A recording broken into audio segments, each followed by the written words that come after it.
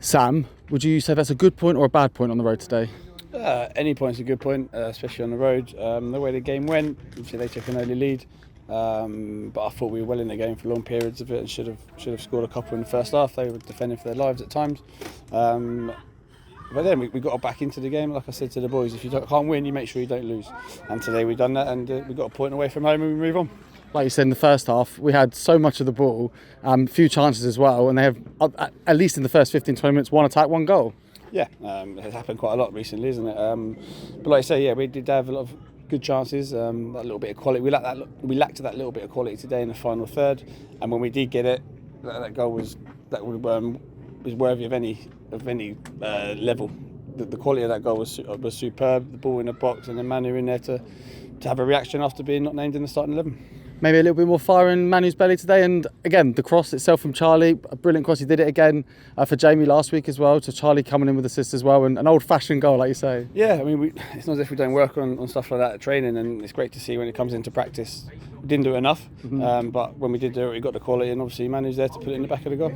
And then once we did score, it did feel like there was only one team that was going to, if it was team were going to win the game, it was going to be us. Yeah, it gave us the momentum. Even in the second half, I don't recall Josh having to make a save. Their keeper didn't make a save, don't get me wrong, but we had better opportunities and nearlies. It was a nearly game today, but like I said to the boys, if you can't win, you make sure you don't lose, which we did. And I touched upon Luke Neville, who went off injured. Firstly, how is he? Yeah, early days, obviously it looked like a hamstring, so yeah, he'll see the physio this week, and then we'll reassess him. We haven't got a game next week, which helps his case a little bit, but yeah, it looked like a hamstring, so we'll see. But on a more celebratory point of view, it's his 250th game for Beaconsfield today over 2 spells. What kind of achievement is that at any level to do? Oh, it's massive. I mean, the loyalty that he's shown throughout that time. I've played with him, I'm now managing him, and yeah, that's what Luke does. He's a no-nonsense player. And he's played a lot of good games in that 250 as well. So, listen, you're going to get to he could get to 300. So let's as long as he's fit and he keeps playing, there's no reason why he can't get to 300. But yeah, 250 for any club's a massive achievement.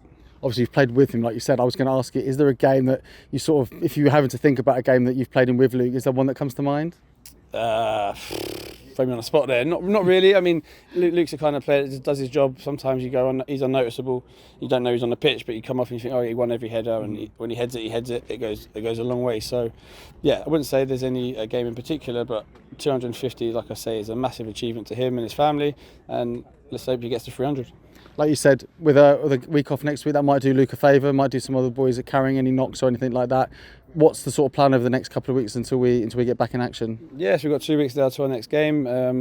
They'll have a weekend off, spend time with their families, because we've got a busy period coming up after that. I think it's 17 games or something stupid like that in 2 months, whereas this month we have 3. So yeah, they'll spend some time with their families, and then we'll get back training, working on the pitch and making sure we're ready for the next challenge. Thanks for your time, boss. Take care.